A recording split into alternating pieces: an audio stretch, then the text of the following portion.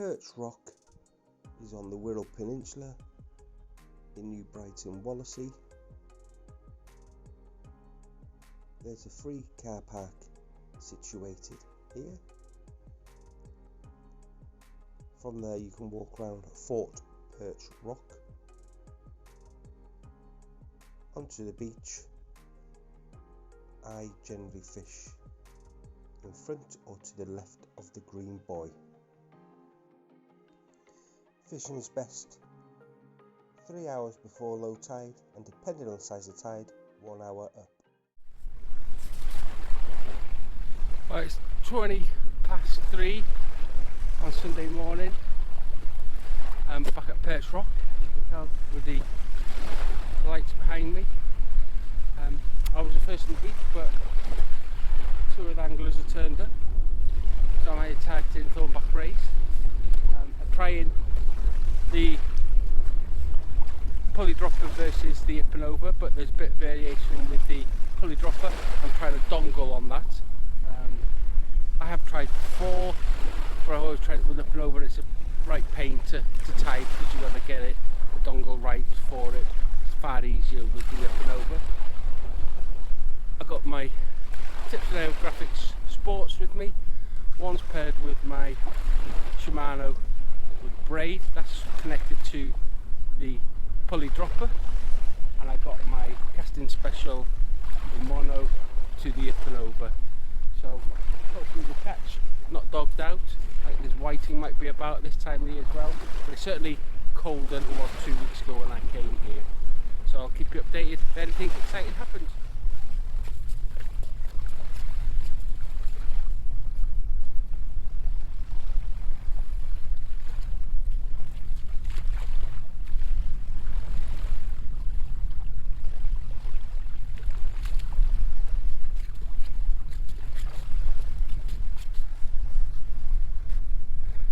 There we go, first Thornback Ray out.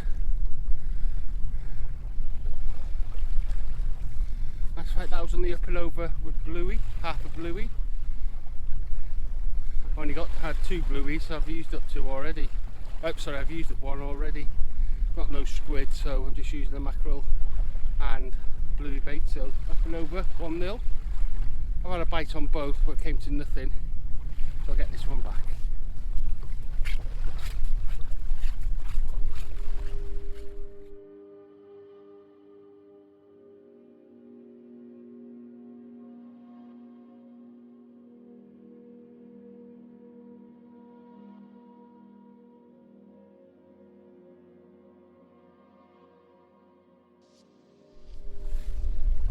Second one to the up and over rig, a mackerel, a little smaller one this one, again another female. So I'll get this one back in. I'll give it a reel in the dongle with the pulley dropper, sorry, and rebait that once more, and I'll flip onto a normal pennel one, because I don't have much confidence in it.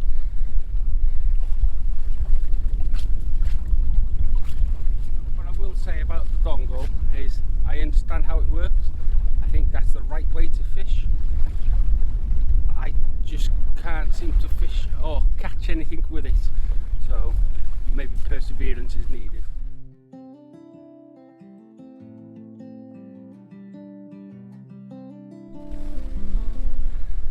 Well, it's 25 to 5.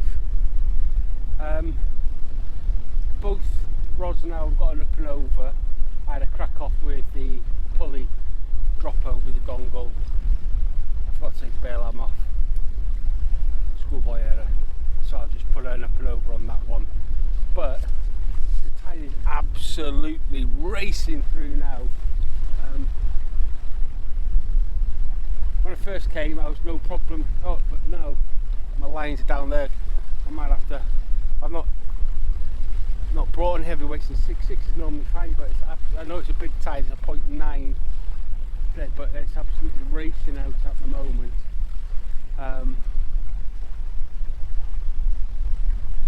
There's a nice little run there of rays,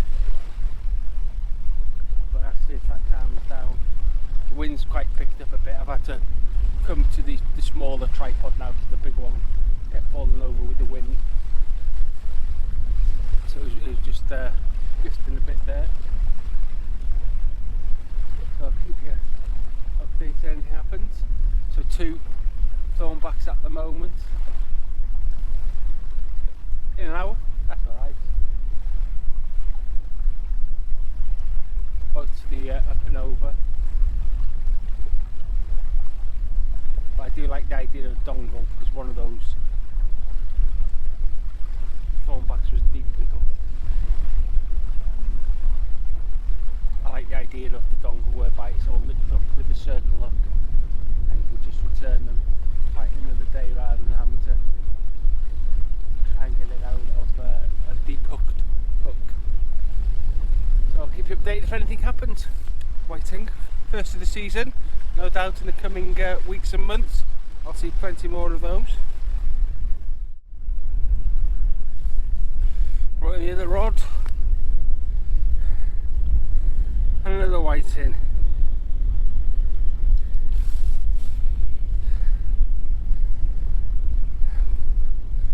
I think I'd rather these than dogfish, to be quite honest.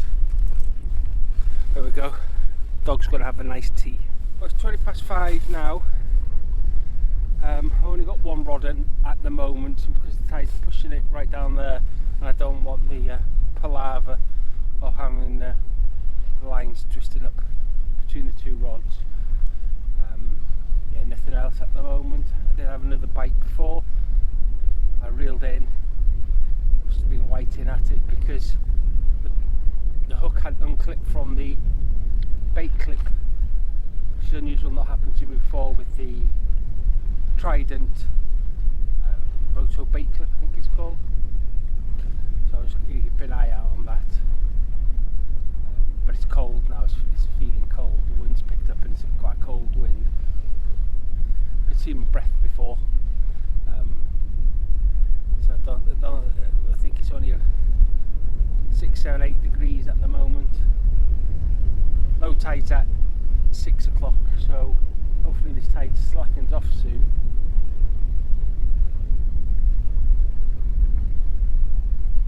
But apart from that, in that first hour where I had the 2 rays, been quite quiet. I think I would have got more if the other rod wasn't on a dropper, fully dropper with a dongle on. Made my mind up now that I'm only going to fish with the Panovas at Perch Rock. I still like to try the dongle rig, or it's not really a dongle rig, it's a hair rig with the circle at the top. So I might make a few up with a Panovas on that and a pulley dropper. Well, a pulley dropper does have its time and place, but I just don't think it's here. But I'll come back to you if anything exciting happens. A little ray, third one on the day, or the morning I should say, and a small one, female, all being female this morning, so I'll get this one back, I'll get the other rod in.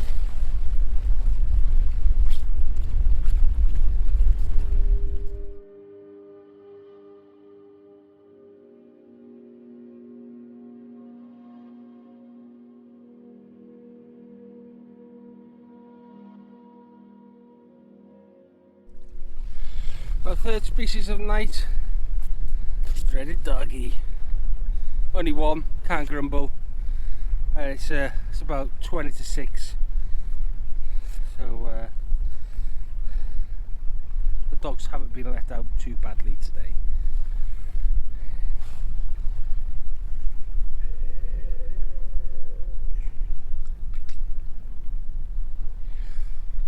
Getting back in. I can't believe it's happened to me again. Bloody seagull's gone into my line.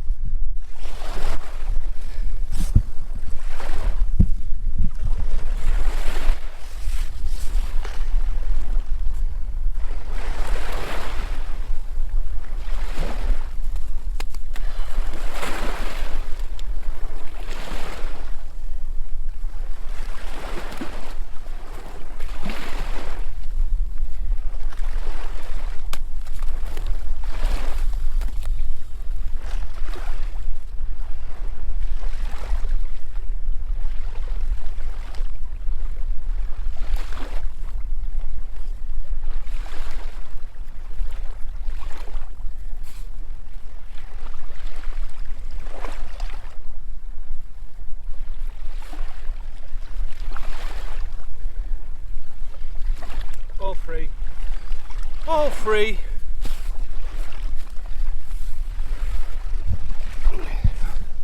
That's a nightmare now. I've lost a load of line on that one.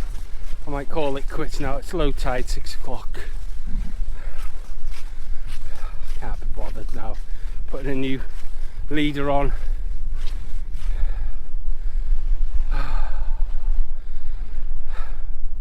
Thought I had a fantastic bite as well, because I had a half a fillet of mackerel on that. I thought, oh, that's a cracking one, but